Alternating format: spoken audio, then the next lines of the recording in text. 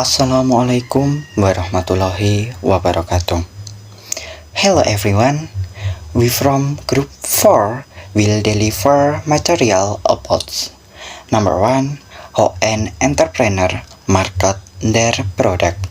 Number 2, how an entrepreneur determines their market. Number 3, how does an entrepreneur determine a brand? Enjoy listening to our material. How to market product. Number 1, prepare a budget for the funds needed to carry out promotion. Number 2, carry out regular promotion, even if they are small. For example, every time you travel, break brochure, pamphlet, or leaflet containing business product to distribute to colleagues, or you can distribute the brochure in public place. Jadi, dalam penentuan target pasar, yang pertama kita harus menyiapkan anggaran dana yang dibutuhkan dalam melakukan promosi.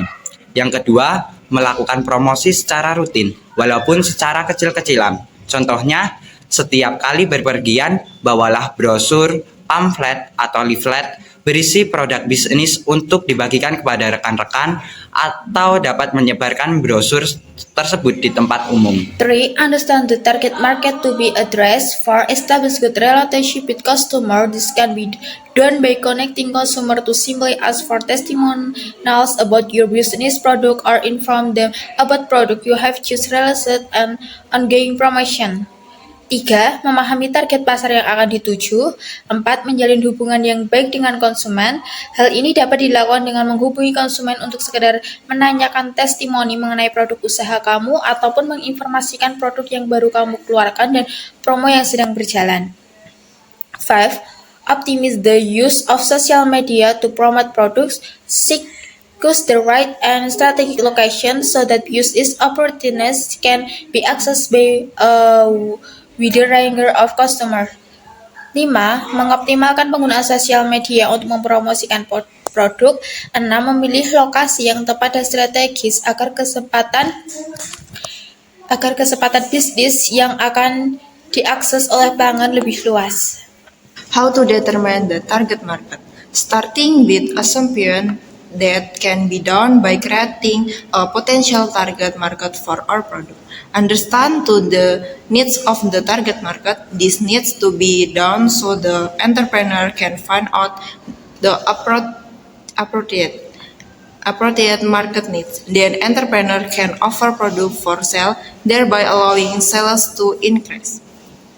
Memulai dengan asumsi dapat dilakukan dengan cara membuat target pasar yang potensial bagi produk kita. Memahami kebutuhan target pasar, hal ini perlu dilakukan agar pengusaha dapat mengetahui kebutuhan pasar yang sesuai. Maka pengusaha dapat menawarkan produk yang dijual sehingga memungkinkan penjualan meningkat. How to determine the target market? Understanding market competition. This will give entrepreneurs the opportunity to win the hearts of consumers to buy our product. Maintain communication with customer, which aim to determine customer satisfaction and can help determine trend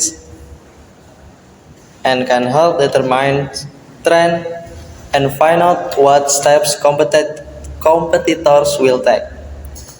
Memahami persaingan pasar. Hal ini akan membuat pengusaha mendapatkan peluang untuk memenangkan hati konsumen agar membeli produk kita. Menjaga komunikasi dengan pelanggan yang bertujuan untuk mengetahui kepuasan pelanggan dan dapat membantu mengetahui tren serta mengetahui langkah apa yang akan dilakukan oleh kompetitor. Explain the advantage of the product. The step that must be taken is to carry out market research which can help in finding the superiority or uniqueness of the product to be sold compared to others. Menjelaskan keunggulan produk. Langkah yang harus dilakukan adalah melakukan riset pasar yang dapat membantu dalam menemukan keunggulan atau keunikan dari produk yang akan dijual dibandingkan yang lain. Next, we will discussion about how to determine a brand. Number 1, choose a brand that represent the product. Yang pertama yang dapat kita lakukan adalah memilih merek yang mempresentasikan tentang produk kita. Number 2, building a brand image which can be done through advertising, brand campaigns, and having a unique concept so that it can be embedded in the minds of customer. Yang kedua, yang dapat kita lakukan adalah membangun citra merek yang dapat dilakukan dengan cara melalui iklan, kampanye merek, dan memiliki konsep yang unik agar dapat tertanam dalam benak konsumen. Number 3, durations relate to the brand, research relate to target customer, logo, name, tagline, and target market. Nah, selanjutnya yang dapat kita lakukan adalah melakukan riset terkait merek, riset terkait target konsumen, logo, nama, tagline, dan pasar yang kita tuju. Number 4, avoid using brands that are too long and copying other product brands. Yang terakhir, di mana kita dipesan untuk menghindari penggunaan merek yang terlalu panjang dan mendompleng dengan produk yang lain. I would like to thank you for taking time out to listen to our presentation. Rizky Bilar is falling in love, Lesti. Thank you for your attention, bestie.